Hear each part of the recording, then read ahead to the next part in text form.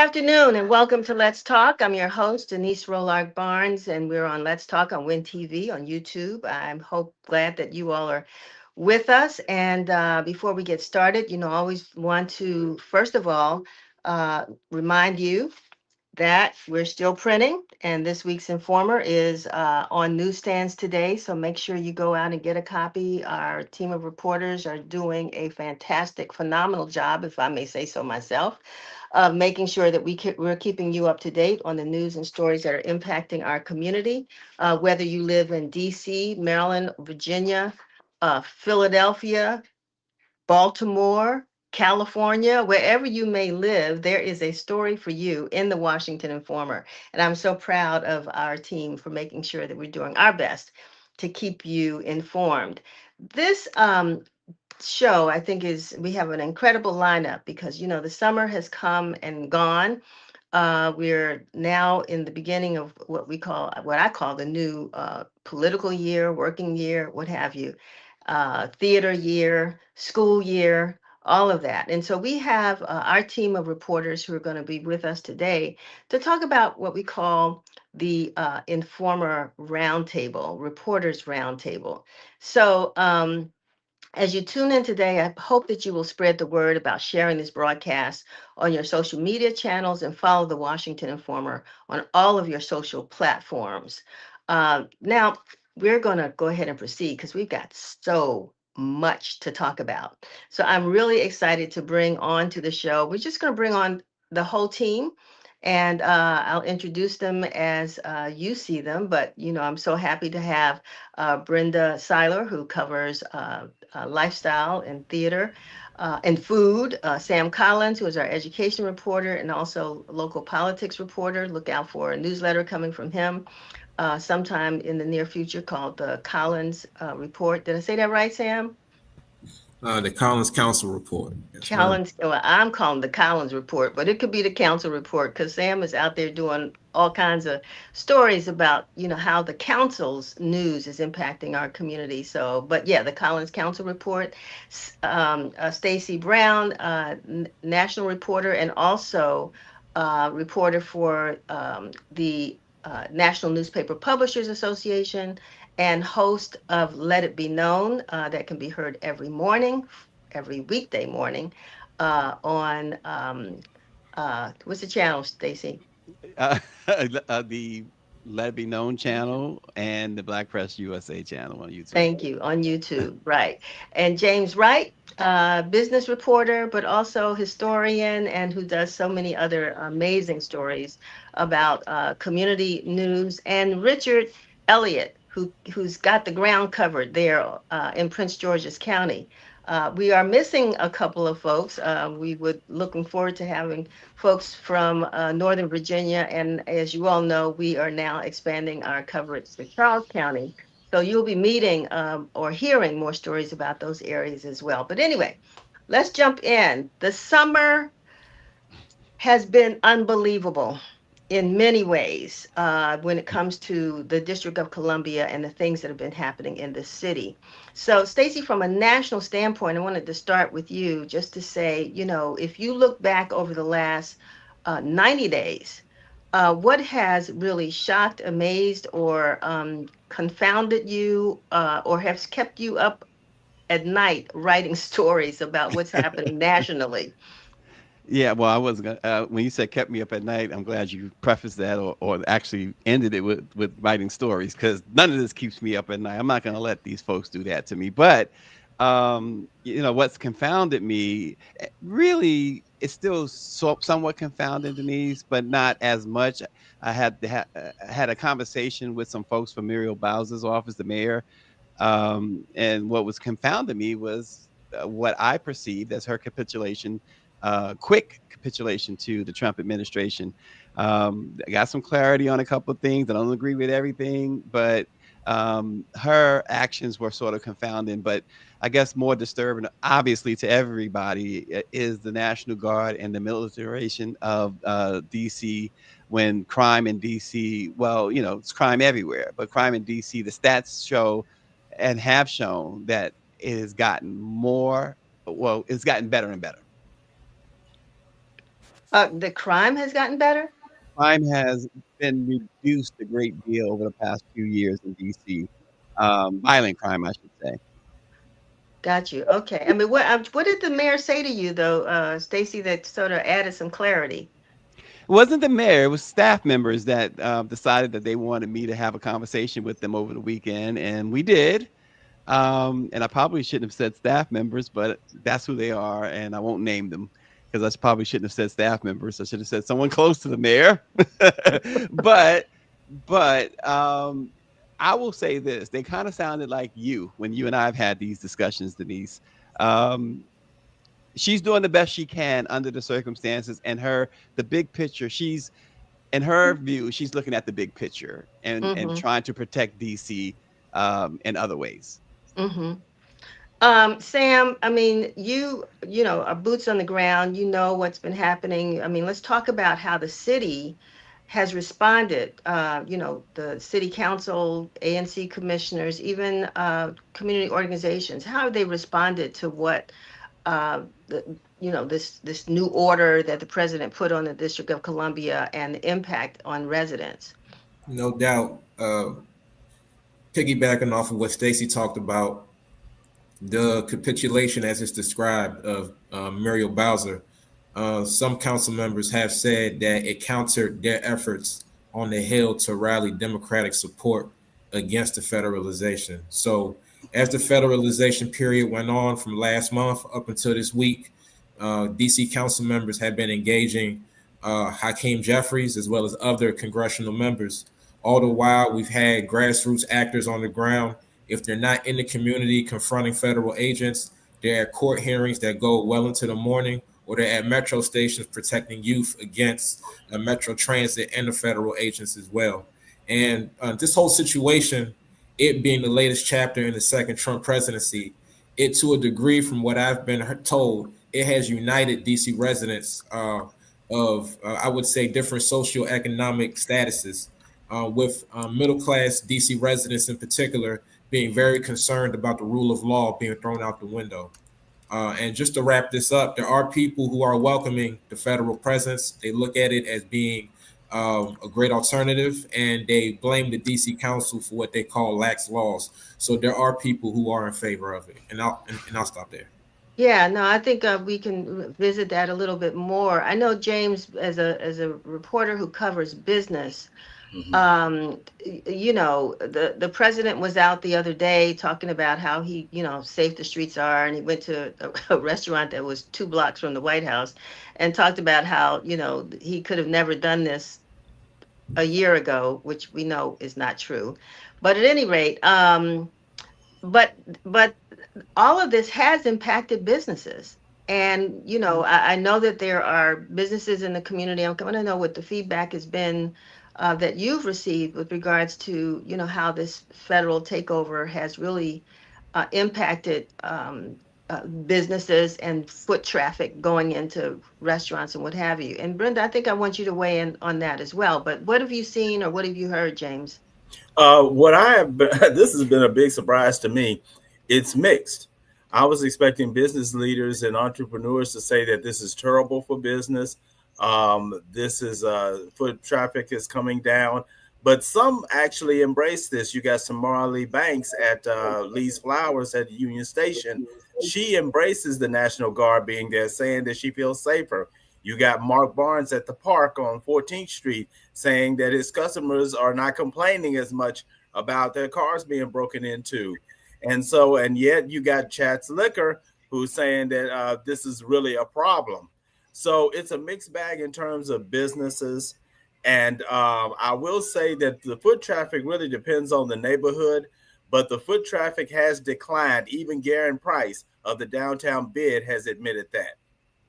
Well, I know that there are, you know, also businesses, and I'll get to you one second, Brenda, who have depended on government contracts, you know, relationships with the local and federal government, all that. A lot of that has dried up. I'm wondering if you've had any testimonials, James, about people who have not only lost business, but also lost, consequently, you know, having to reduce their staffs. I mean, have you talked to any of folks like that? Any business owners? Yes. Let me say this, and I can't name names, but people in the business community are scared to death because this new Trump administration has decided that minority businesses are not a priority anymore. And as a result, they've had cutbacks in staff. They've had to cut back programs. They've had to raise prices in terms to meet the cost threshold. This has really had an impact because it's funny because Trump is a Republican and Republicans are supposed to be pro-business, whether it be small business or large business, and yet he's hurting minority businesses at this particular time. Well, Trump likes Trump's businesses. But anyway, Brenda, with theater, because this is you can explain to us, this is a big season now. All the new theaters are having new plays and what have you. I mean, how is this impacting theater goers in the DMV? Well, theater goers, it is a new season and they're planning on coming out. But the thing that happened most recently was DC Jazz Fest. That was 5 days.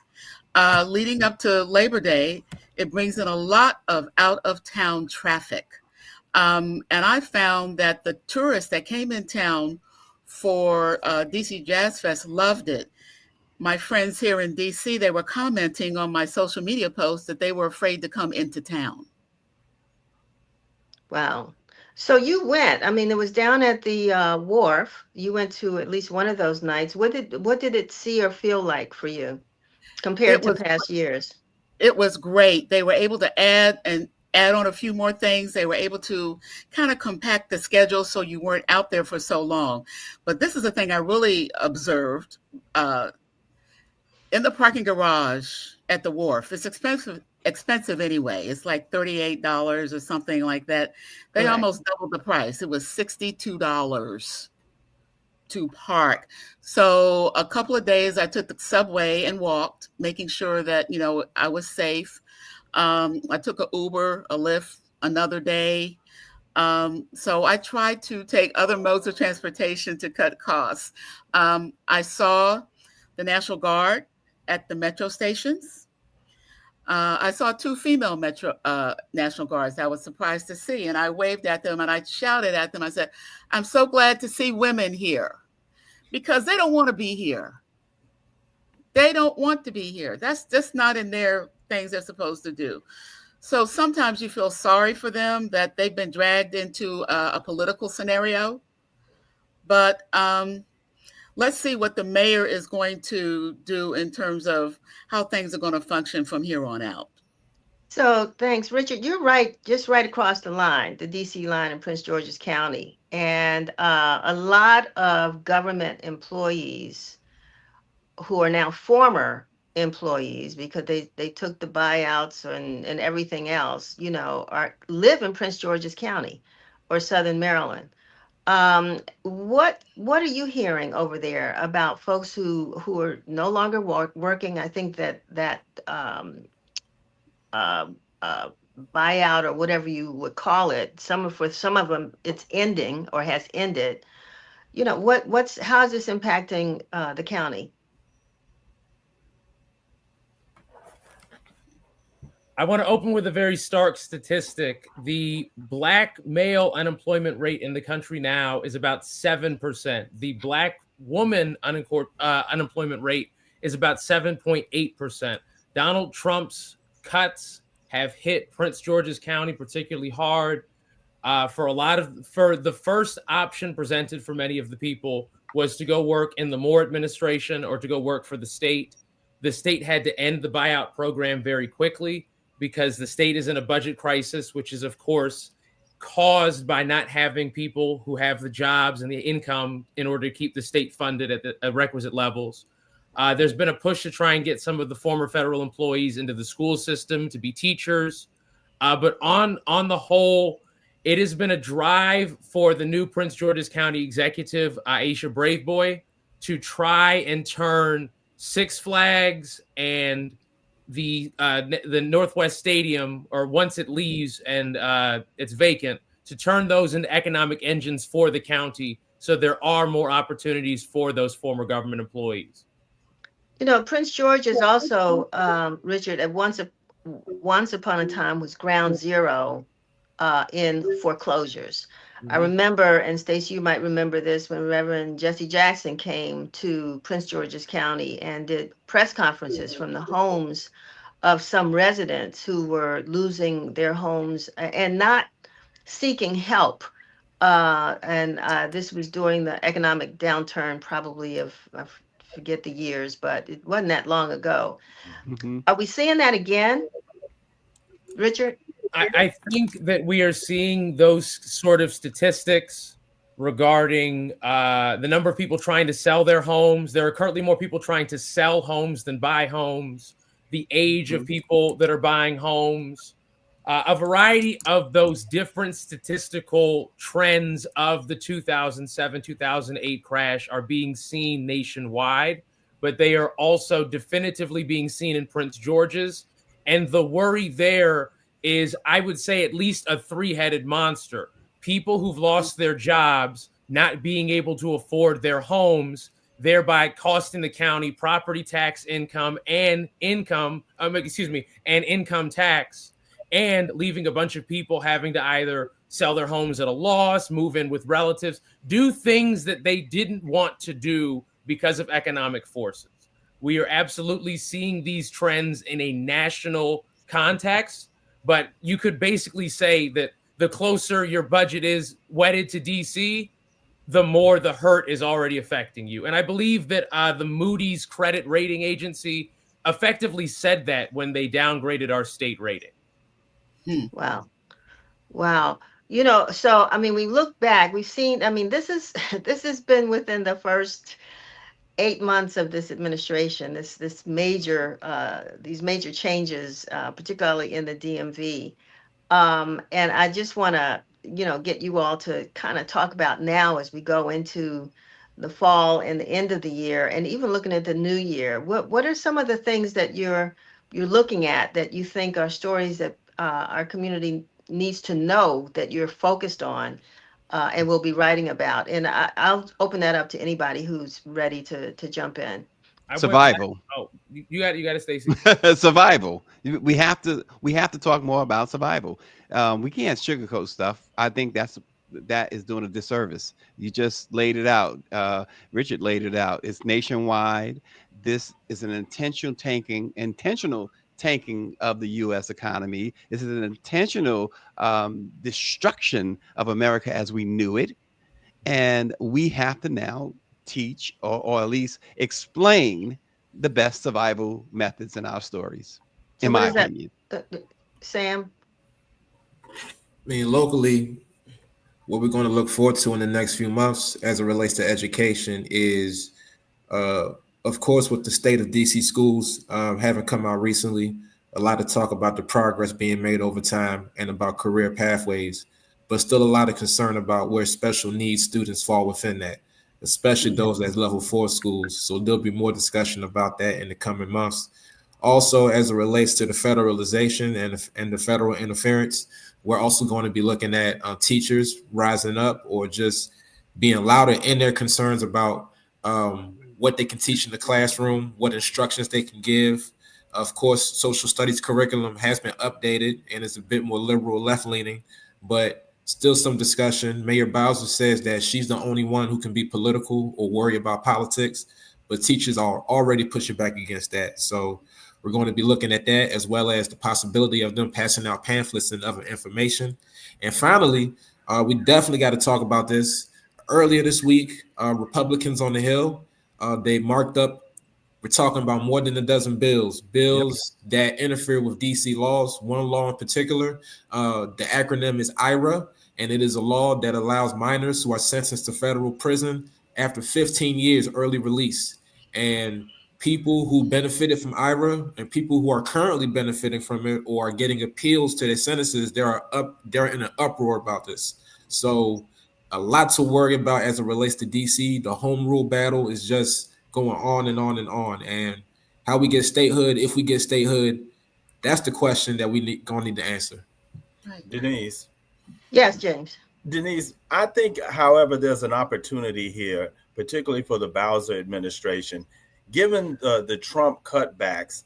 The economy here in the city needs to diversify. It's got to go beyond being just a government town. And ever since the mayor took office 10 years ago, she has been working on diversifying the economy. She's really put a focus on entertainment and the arts. And as I look at Brenda Siler, I think about the arts and the theater and developing the city as a creative hub, but also as a tech hub. And she is working very hard and has gotten recognition in terms of bringing high-tech companies to the city. And this is going to be the key. And this is what they should be working on in the next few months, dealing with trying to develop the city into a more diverse in terms of industries, instead of just being dependent on the government. Can I jump in this real quick? If you, man, like James, you just brought up a whole lot, and we get so caught up in Trump's actions. Come Wednesday at the first DC council meeting, they're scheduled to conduct a second vote on the RFK deal. And to your point about diversifying the economy, Mayor Bowser and her administration, they're touting that as the economic engine. But with that, we've gotten that plenty of times before. And how do people in the surrounding areas benefit? Do they benefit at all? Having no ownership? Is with the community benefits agreement being solidified, are we really going to see a grocery store? Are we really going to see housing that is affordable on that campus? That's the question. Same thing with Poplar Point, with Thurm. I'm talking with people who really tout ownership as the only key for Ward 8 residents benefiting off of that. So, it's very compounded. Just because with Trump wanting to beautify DC, the Bowser administration is aligning with that in the sense that that's where you see the moderation coming, or what some people might call capitulation. And earlier this week, she the press corps really gave it to her, respectfully, and she pushed back just in terms of like what happens beyond September 11th or September 10th. The National Guard's still here. DC still a federal city under siege. So not even under siege, even if it goes back to regular, the federal government still has some presence here. And then there's still the question of ICE. So and who's going to want to come here? Exactly. That's the thing. And I agree with you, Stacy. That's where I was about to go and mention that to James, because Destination DC, DC's tourism was number one, government's number two. And, Destination DC, which is the organization that really seeks to bring people from around the world to the District of Columbia for conferences and visitation and all of that, has seen a significant decrease in the number of conventions and conferences coming to the District of Columbia because of this false narrative that is so dangerous here.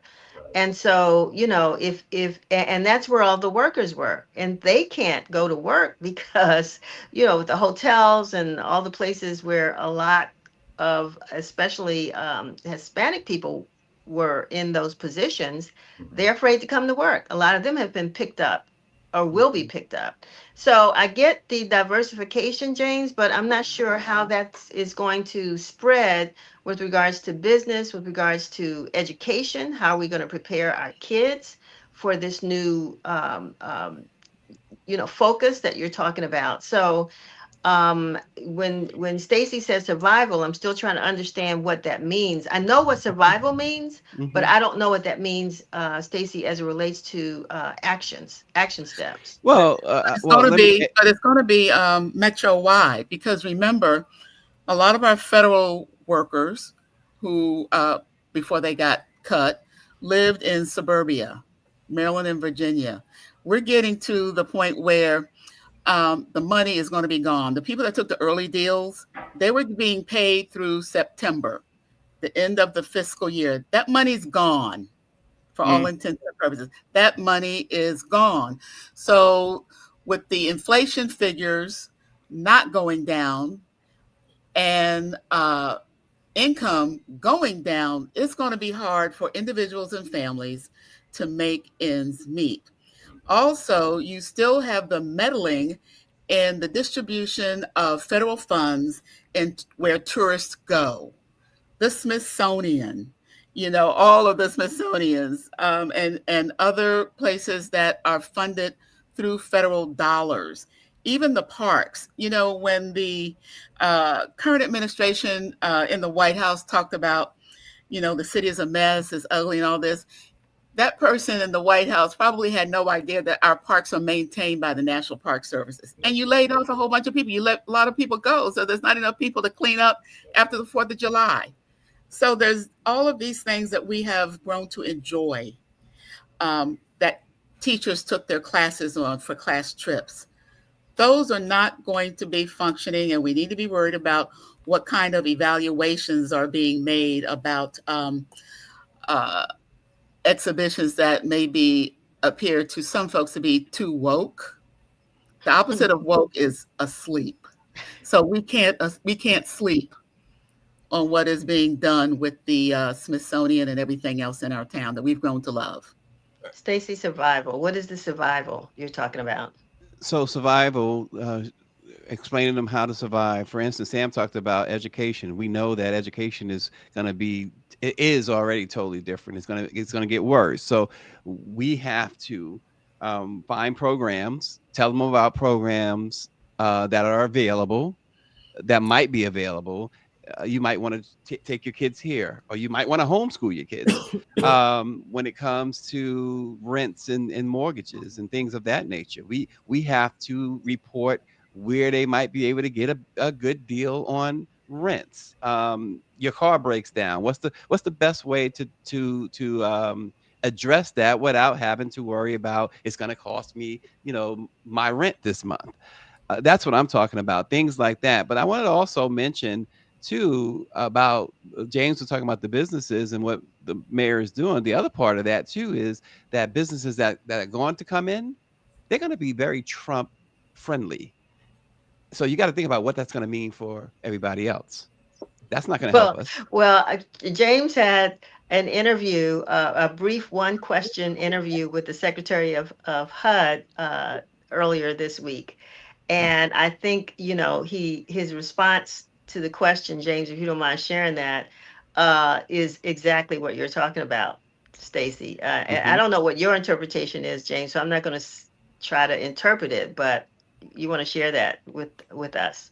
Yeah, I'll be very happy to. The HUD Secretary, Scott Turner, made it very clear that he's not interested in any program to help Black homeowners. And he was very blunt about that. And he talked about he's up for all Americans. He's for Indian Americans, Asian Americans, Democrats, Republicans, saved, unsaved, all that beautiful language. But Stacy, he was very clear. I'm not interested in any program to help specifically Black homeowners. Right. There's the house Negro and the field Negro. And there's the house Negro talking. So there you have it. Stacy, thank you for the knuckleball pitch outside. Something that we are doing of benefit, of use, is we are going to do a financial literacy edition in the next month. Myself and James Wright have already started a Budgeting While Broke article. Surprising any listeners, most financial advice is actually very, very simple. It's developing patience and discipline that's really goddamn hard. So that's going to be helpful. We're going to do an article on crypto. We already have an article. Me and Stacy wrote one that I think was brilliant. Thank you for your contributions to it, about how 401ks are being are in the process of being looted by private equity and such. For everybody that's listening, I highly, highly, highly recommend that you look into what happened in Russia immediately after the Soviet Union collapsed between 1991 and 1994. We are being put through the same kind of economic ringer. The difference here is that not everybody owns stocks. And when they did it, nobody had debt. So we're arguably in a worse position for that kind of it's called shock therapy economics. And I don't think you all like to be shocked. Well, here's a real quick piece to that too, Denise and Richard. As far as financial literacy is concerned, I spoke to an expert the other day about the fact that we still, as Black people, for the most part, we don't have trust and wills. Trust and wills are vital, no matter how poor you might feel you are or rich you are. Trust and wills are vital. Sam, I'm getting ready to tell a little bit about what else you do besides write for the Informer. But you are also this year a professor at Howard University teaching journalism courses. So you are right. You have young people right in your face, who have gone through. I mean, these folks, these kids, I feel for them. They've gone through COVID. They experienced, black woman wanted for president of the United States, and now here we are. What are they talking? Are they even in tune? Oh, and then as younger ones, the murder of George Floyd, right? They've seen a lot as young people growing up, and now they're in college with the hope of a viable, future. What are you seeing or hearing among them? Seeing a lot of young people with purpose. I'm seeing young people that, given what they've experienced and seen firsthand, are very politically mature. Some, of course, still developing, but others taking on leftist viewpoints, those that are critical of the current government, others who are critical of the current government and governments that came before. And I see young people who are very sure about what they want to do. Howard is an institution that is built on service, and I would say is built on.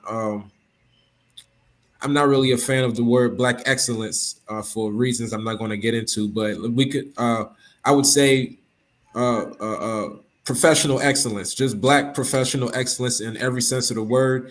And the J School students who I teach in the Kathy Hughes School of Communication, they know what they want to do, and they're always attuned to the news. I have two great opportunities twice a week to talk to them about current events and to see them construct leads and to see them pull from their knowledge and what they're reading in the news to conceptualize original stories. And I'll just say that they're on the 8 ball, and I'm looking forward to seeing what else they produce. They are very attuned to what's happening, and especially in light of the recent public killing and the threats to HBCUs that came in the aftermath. The young people I teach are always attuned to what is at stake for young Black people. Mm-hmm. It's interesting because, Brenda, a few years ago, if we got an intern, everybody wanted to do entertainment. Everybody wanted to write about entertainment. Tell me about it. There's been a lot of competition for you, but do you see something happening differently, Sam, among these students, or because you said they're politically astute? I mean, is politics and economics, what are the areas that they seem to be most focused or concerned about? Politics, economics, sports, more so in the context of ownership, NILs, things of that nature. Also seeing health, prison reform, looking at fashion, artistic expression. We're looking at international affairs. So on both sides of the coin, you got more grassroots activist students who are just accumulating knowledge. And then you have more of your State Department want to go through the system type of people, as far as career trajectory. So it runs the gamut. It definitely runs the gamut. And I would say more than anything, for better or worse, the students are very committed to their extracurriculars, just opportunities to practice what they're learning in class and to build their own movements. A lot, like there's so many independent media ventures, that they're doing in addition to the Hilltop up there. And then in the other disciplines, they got clubs as well. Wonderful. Brenda, Remember I'm sorry, go ahead, Denise, with your question. No, I wanted to, at times like this, we always know that still looking at the theater and the arts, that this is the space where people turn to, during these times of uncertainty. And I'm wondering if you're seeing any themes, at least on the theater scene here in DC. Yes, especially with an interesting play that is about to open at Folger Library, Shakespeare. We're a city that has 2 Shakespeare theaters, but Folgers is coming out with a play called Julius X. It's looking at Shakespeare and Julius Caesar and putting it in civil rights terms and putting Malcolm X in the role of Julius Caesar. So it's, that's why it's called Julius X. It's going to start in a couple of weeks. I'll be going to a preview about that. And this is a thing that I have seen. There has been a very intentional effort by theaters in the District of Columbia to come together to reimagine Shakespeare in contemporary terms. I was an English major in college after giving up on being an econ major. And I had 5 books for Shakespeare, and I loved it because it was a very small class. It was only about 10 of us. And I came in liking Shakespeare, so it wasn't too big of a stretch for me. But it's also the plays that they're doing are trying to bring joy. People, we are so overwhelmed. And I remember when Vice President Kamala Harris was running for office, her whole thing, she would try to use joy as a platform for us to act differently, think differently, whatever. And there is another play that Signature Theater is putting on called Play On. It's another twist on a Shakespeare story, The Twelfth Night. And what they're doing, it takes place in Harlem during the Harlem Renaissance. And it's about how you have to change your identity in a way, change your soul in order to get what you deserve, in order for people to see you. And I think sometimes we feel like that in terms of surviving. In fact, I think Black folks in America know that they have to be like multiple personalities in order to get through a few doors, in order to be successful, in order to be recognized. But what this production, which is a musical at Signature Theater, has done, it's elevated the music of Duke Ellington to tell the story, to be a part of the story. So before we go, I mean, we've got a little bit more time, but I do want to spend a moment on this because to me, the elephant in the room that we don't tend to talk about is the industry that we represent. And as you know, we have seen throughout the summer, we've seen throughout the last couple of years, this attack on media. We've seen media institutions laying off, people. We just, the Metro section in the Washington Post has now been consumed by the sports page. It's buried there. We just heard about, what is it? The Atlanta, the Daily in Atlanta has stopped printing. And we have even, we know people are turning away from news based on what you were saying, Brenda. You brought that topic up, that people are overwhelmed, depressed, stressed, and just turning off media, although they're still, I think, into their social media. But how is this affecting? What do you all think is going to happen? And not that the Washington Informer is exempt from this, because you all know we're even having our struggles. But what does that mean? Well, Stacy? first of all, I don't think people are turning away from media. I think they're just getting it in different forms and different ways. We have to. The bottom line for us, Black media, the Washington Informer, Afro, et cetera, we need to have supporters who look like us, who think like us, who believe in us. I was talking, and I say that because I 100% agree, not to drop a name, but last night I was talking to Bill Cosby. And he said one of the problems that he always had with media, and we know that regardless of any problems that people may have with him, even before his problems, he was big on the Black press. So it's a good source, I believe, for this message. He says one of the problems he's had with media overall, white media in particular, is that, and he's had reporters tell him, well, we got advertisers that we have to make sure that we don't offend. We need Black folks, because we're not going to get those advertisers. We're not going to get corporate America anymore, as not like we used to anyway. because they're capitulating. But we need Black folks. We need, dare I say, call them out, the big names with the big bank accounts, the billionaire Black folks, to say, let's support Black media. Black media did all this for us for all these decades. Now let's keep them afloat. And that way we don't have to worry about what Pfizer says or what Bank of America might have to say. And I'm not putting Pfizer and Bank of America down. I'd certainly take their money today. But we have to be able to freely report it the way we know how, the way the Black press has always reported, unvarnished, in your face, whether you like it or not. But we don't necessarily always have that freedom. I know at Black Press USA, Norman always says, well, you know, this particular company, they're going to be doing some work with us, but they don't want to see this or that. And this and that means they don't want to see certain things that Black people need to see.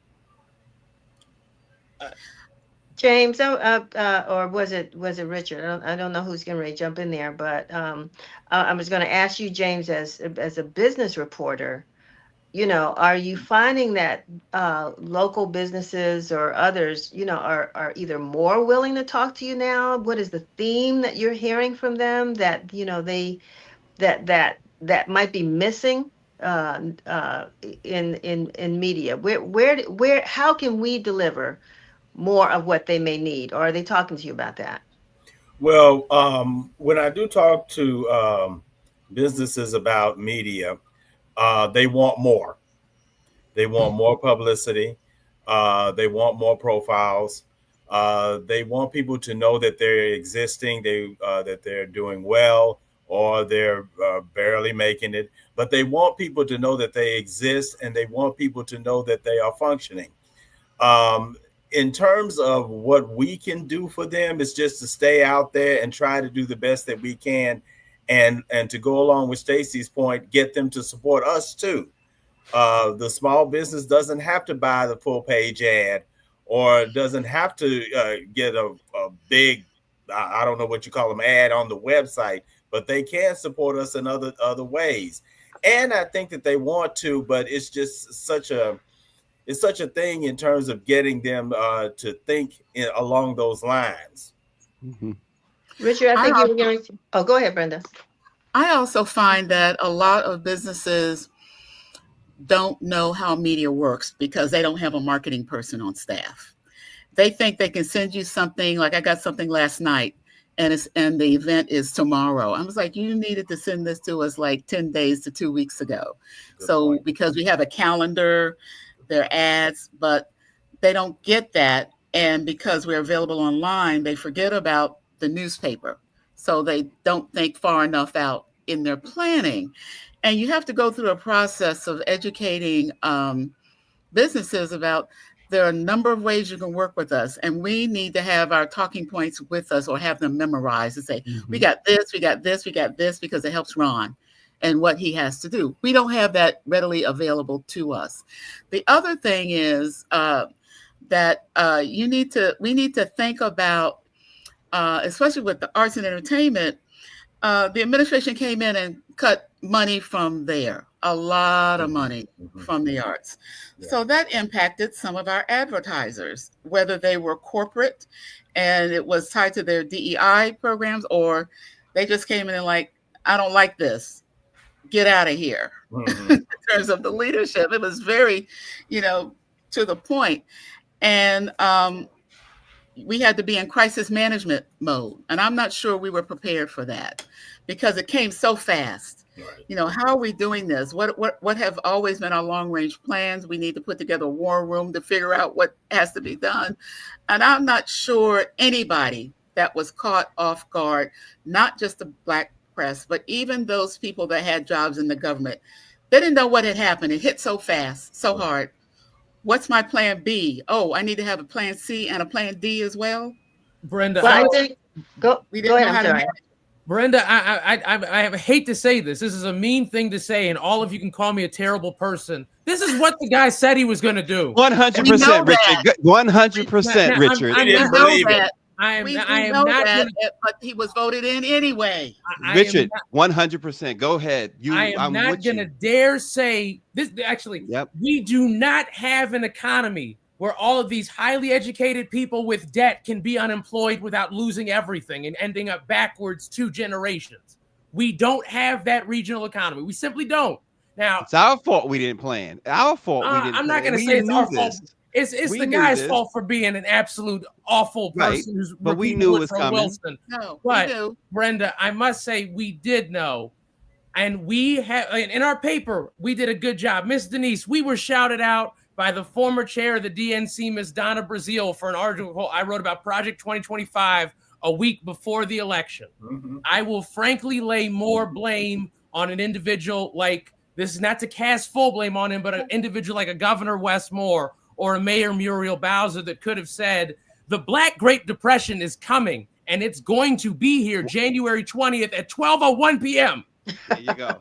Now, that's me speaking just as a You historian. are my not a hero. leader. That is me speaking as a historian, not a leader. I am There not you the go. smartest person in the world, but as soon as I saw the plan, There you as go. soon as I saw how close the election was, There you these go. people see this is their opportunity to put Black folks back to the 1940s in terms of wealth. We And didn't had believe 2 them. months. We didn't Hey, believe them. I believed them. had Barack 2 Obama months. was president. No, I We had a believed them, black James. woman vice president. I We believed didn't them, believe them. James. Yep. I believe so- them. believed them, so- James. Because so- the race was based on revenge. So let me go back. Let me go back to my. my question, because viewers are watching this, and I think it's fantastic. You know that we are echoing some of the views that they have, which within itself may make them read the Washington Informer and the content that you all are producing more. But I do want to say that I do have some concern about how social media and algorithms and all these things are impacting the news that we are trying to put out there to keep our communities informed. And this is just it's again, that's another thing that is impacting us, that we need to even inform our communities about. You all talking about financial literacy, Richard and James, and the piece you're going to do on crypto, which is cryptocurrency, which has some very negative connotations, but then some of us are in the game, right? So we need to educate our people, and this is what we are trying to do. I want to move quickly to forward, unless Sam, you wanted to jump in at all. I would say that now's the time for us to invest more and to grow. Life happens in cycles, and this is nothing unlike what our ancestors have experienced.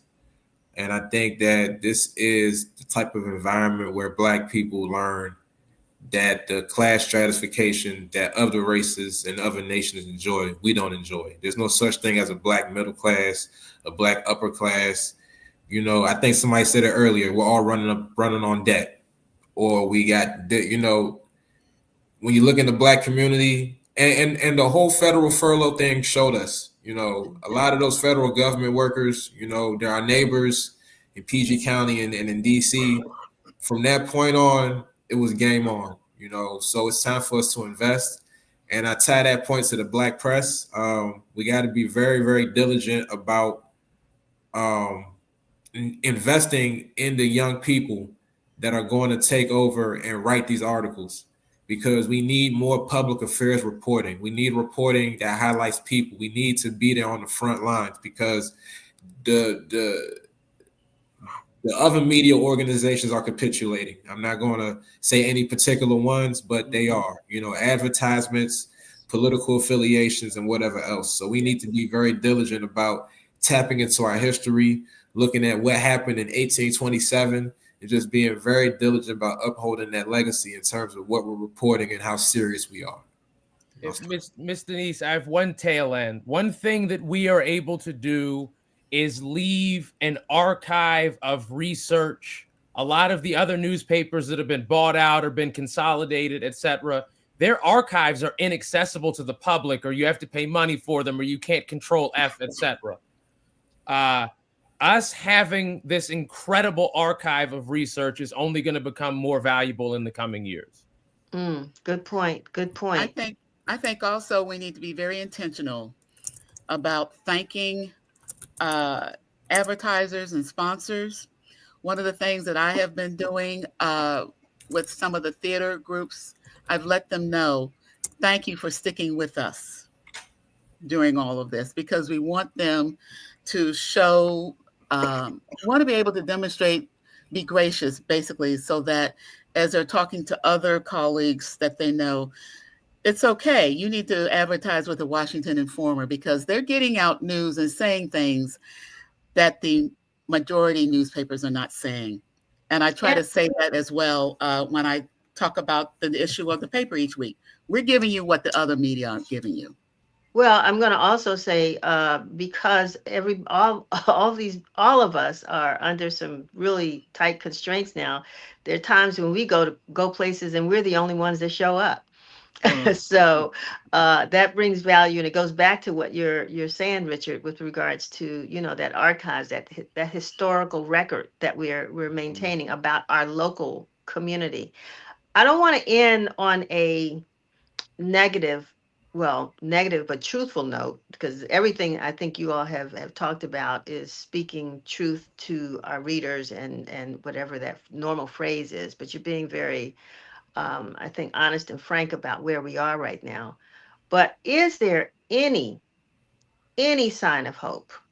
Is there anything you could tell readers that, if from an education standpoint, from a business standpoint, from a political standpoint, the midterms elections are coming up. What are we seeing nationally on the national landscape? With this recent murder that we unfortunately witnessed, is there anything that our readers can grab onto that you all are going to be covering and spending time talking about? I mean, even I'm concerned with Medicaid, and a person in the White House or a person in administration who is sort of anti-science when it comes to healthcare. So, as my daddy used to say, if it is to be, it's up to me, and no one can say what's for us but us. But how has the faith community? What are you seeing out there so that we can end sort of on a positive note on where hope rests? Well, Denise, let me say this. Oh. Okay, no, I just want to say this, Denise. We will get through this. I know Sam and Richard don't remember this, and I'm dating myself, but there was a president by the name of Ronald Reagan that I endured for 8 years. Free South Africa, that sort of thing. And so the young people got to understand that we will get through this. We have to work at it, but we'll get through this. And we will be victorious, because we've been victorious for 400 years, and we will be victorious through this stuff.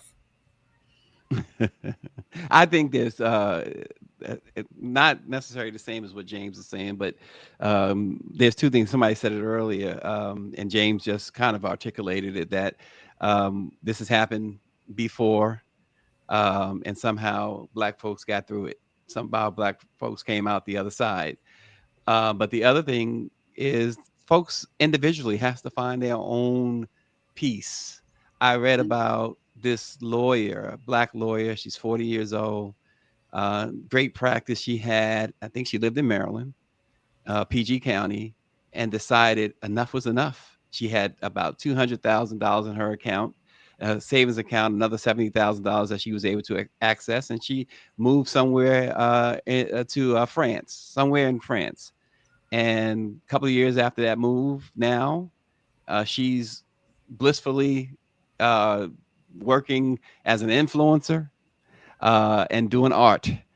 And she's away from this, although, everywhere you go have their own set of challenges, but that's how she found her joy and her peace. So everybody has to, I would say, look for what makes you get through the day, the week, the month, and stick with that. Anybody else? I think if you're able to, what's happening right now is the annual theater week for the District of Columbia. There's a lot of discounted productions that are being put on by theaters that have Black artistic directors. I don't think people know how many of our theater companies have Black artistic directors. Productions that are written by Black playwrights, like Play On at Signature Theater, and like Mary Wives, that's at the Shakespeare Theater downtown near Gallery Place. The play is written by a Ghanaian American playwright who's done a lot of plays here in town, but the prices are being discounted for theaters up until October the 5th. And like I said, it's about find your own peace and find your own joy.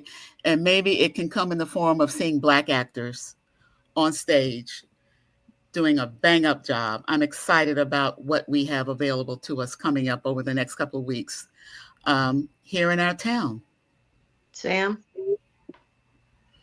Now's the time for us to come together and to understand what truly has value. With the cutting of Medicaid, with the downgrade of a lot of institutions, it's incumbent upon us as the Black press to highlight those of us in the community who are upholding old traditions. So the elders in the community who are medicine men and medicine women, back in the day when we had freedom schools and during the Reconstruction era, we were making our own programs. Just a lot of examples of self-determination, and the Black press is one of that. Shout out to Union Wesley, the subject of a story I recently wrote. They are making connections with the Queens Chapel Civic Association, as well as Langdon Elementary, and providing resources for young people and just really staying attuned to the time. So it's on us.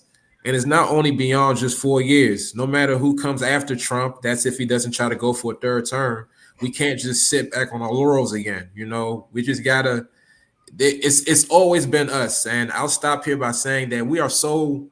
I don't know. It's something about us as a people. Why are we so responsive to the timelines that they give us? Why do we got to be on our P's and Q's now, but everything's gonna be okay if Trump gets out of office? Come on now, why can't we just be self-determined all in just perpetuity? I'll leave it there. Love it. Richard, I'm going to give you the last word because, you're on fire today, and I want us to end on fire. Okay. Like Sam said, it's on us. So you can do yours. It was my 30th birthday earlier this week. Do not say happy birthday. Do not say happy birthday. Thank you. My face is still this smooth on my 30th birthday because I work for Denise Rolark Barnes, and I did these 4 things. Number 1, I invested in index funds. Number 2, I got vaccinated. Number 3, I supported the Black press. And number 4, I started a 529 savings program for the loved ones that I care about and want to be educated in the future. Thank you, Safeway, for giving me my first job. Thank you, Denise Rolark Barnes, for all you do to make our community better. Well, I didn't expect that, but yes, we're going to say happy birthday to you, Richard. God damn it. Say happy birthday. And if we don't mind, I think we need to say congratulations because Sam P.K. Collins is also took a major step in life and has a significant other that he calls his wife now. Always did, wow. But Sam got married. Yeah. Awesome. Thank y'all. Yeah. So I just want to thank you all. We're going to do this hopefully on a monthly basis because I think these conversations really highlight the work that you all are doing and what our community needs to know and how committed you all are to keeping the DMV informed and consequently the rest of the world. We have more than one voice coming out of this community. And while it may not have the title of president, it does have the title of the people. And so you all amplify the people's voices here. And I want to thank you for that. You know that we do have an event that's coming up for those who may be watching on September the 18th. We're going to have 5 of the leaders of the chambers of commerce coming together to have a conversation on business going forward, how businesses can succeed or excel despite the times that we're in. And we ask people to consider coming to Gallery O on H Street. It's 1354 H Street, Northeast. We'll be talking about that, where our 60th anniversary legacy exhibit will be on display. So we invite you to come by Gallery O on H Street between September 18th and October 16th, which just happens to be our 61st anniversary. So feel free to drop by and take a look at the exhibit. And last but not least, keep us all in your prayers. We are working hard, not for ourselves, but for you. So I want to thank Stacy Brown, Brenda Siler, James Wright, Sam Collins, and Richard Elliott. Thank you for all you do, and the rest of the team here at the Washington Informer. Everybody have a great weekend, and we will see you next week. Peace and blessings. Bye. Take care. Thank All you. right, man.